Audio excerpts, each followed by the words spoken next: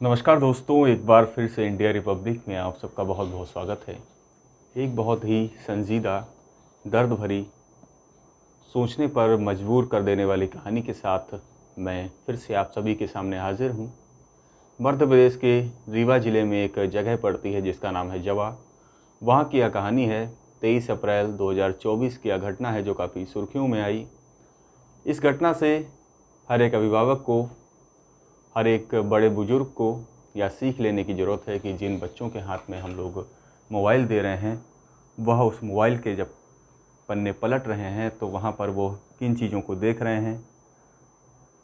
अक्सर आज इस डिजिटल ज़माने में स्कूल कॉलेजेस में भी छोटे छोटे बच्चों के लिए, उनके प्रोजेक्ट वर्क के लिए, उनके होमवर्क के लिए मोबाइल की जो अनिवार्यता है वह लगातार बढ़ती जा रही है। लेकिन इसी बीच हम लोग बच्चों को मोबाइल देकर यह भूल जाते हैं कि उसको हमें देखना भी है, और इसी लापरवाही में एक इतनी बड़ी घटना सामने आती है जिसको अगर आप सुनेंगे तो कलेजा कांप जाएगा।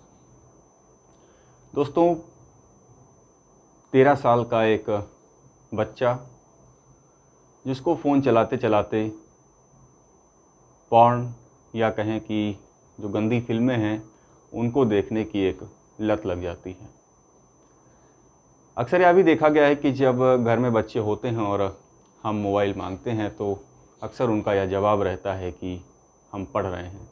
इसके बीच में वह गेमिंग के शौकीन हो जाते हैं। और आज अगर सोशल मीडिया की बात करें तो जो गंदगी यहाँ पर फैलाई जा रही है, बच्चों को उनसे दूर रखना कहीं ना कहीं बहुत मुश्किल है।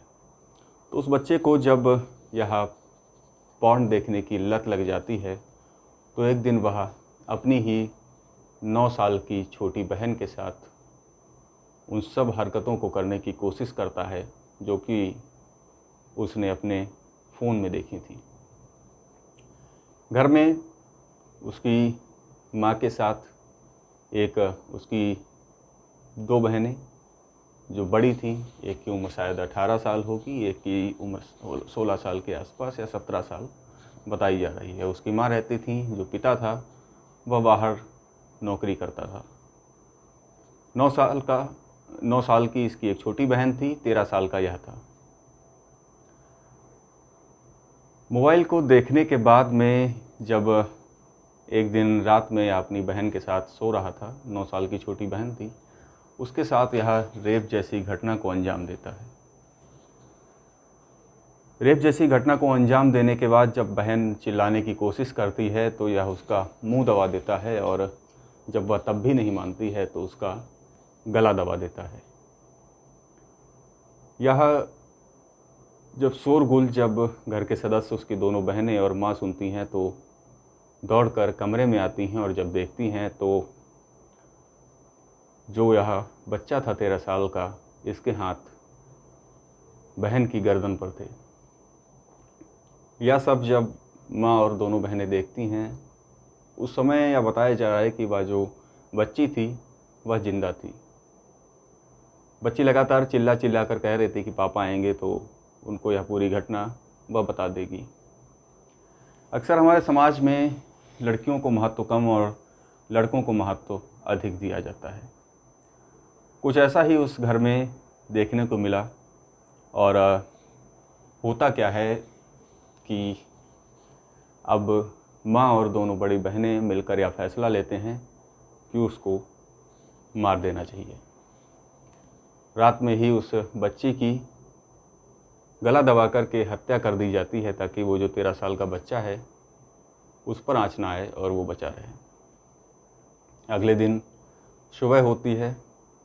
बच्ची का जो शव था वहाँ आंगन में डालकर ज़ोर ज़ोर से रोने चिल्लाने की नाटक हैं या कह लें जो भी क्रियाकलाप होते हैं या शुरू कर देते हैं। देखकर पड़ोसी भी घर आते हैं और पूछते हैं कि क्या हुआ, तो तरह तरह के कयास लगाए जाते हैं। कोई कहता है कीड़े ने काट लिया, इस तरीके से तमाम कयास लगाए जाते हैं। पुलिस मौके पर पहुंचती है। पुलिस आज इस गुत्थी को सुलझाने में उलझी हुई थी कि इसको कीड़े ने काटा है या इस जो 9 साल की मासूम बच्ची है इसके साथ क्या कुछ हुआ है। अंत में पुलिस यह सोचती है कि इसका पोस्टमार्टम करा दिया जाए, तब शायद इस घटना का खुलासा जो है वह हो सकेगा। अंततः पुलिस नतीजे पर पहुंचती है और लड़की के शव का पोस्टमार्टम कराया जाता है।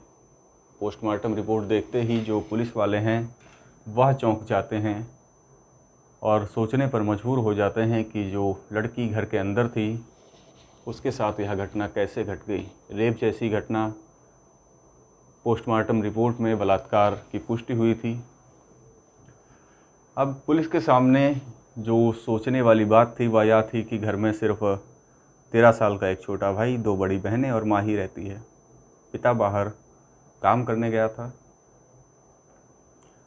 अंत में पिता भी घर आता है, यह सब चीज़ें देखता है, लेकिन किसी को कुछ समझ में नहीं आता।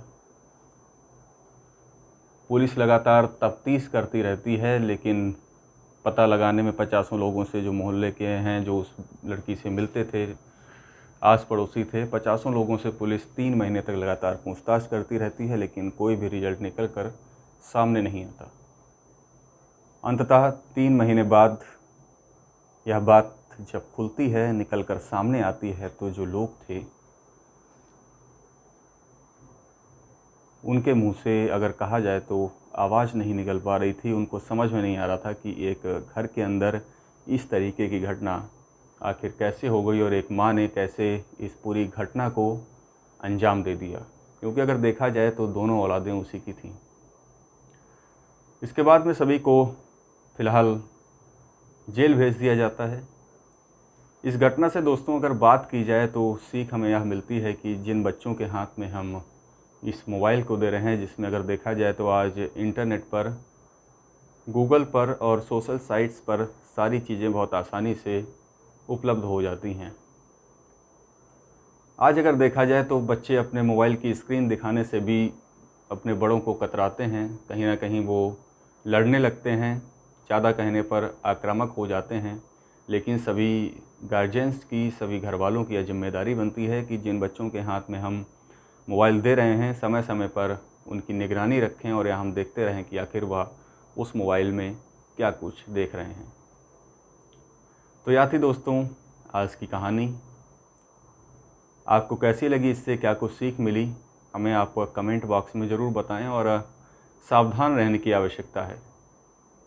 मोबाइल, सोशल मीडिया, इंटरनेट आज जितना ज़िंदगी को सुगम बना रहा है, सारी चीज़ें एक क्लिक पर हमारे सामने उपलब्ध हो जाती हैं। यही इंटरनेट कई बार कई सारी वारदातों को भी अंजाम दे देता है।